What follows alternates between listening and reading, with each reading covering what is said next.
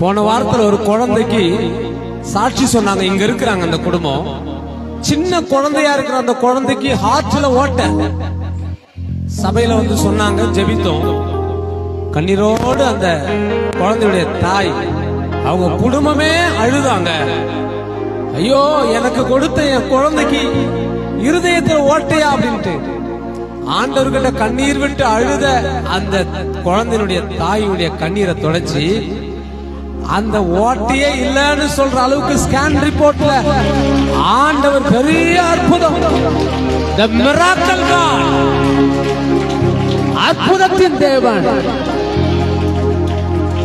அற்புதத்தின் நாமம் எது? அது இயேசுவின் நாமமே.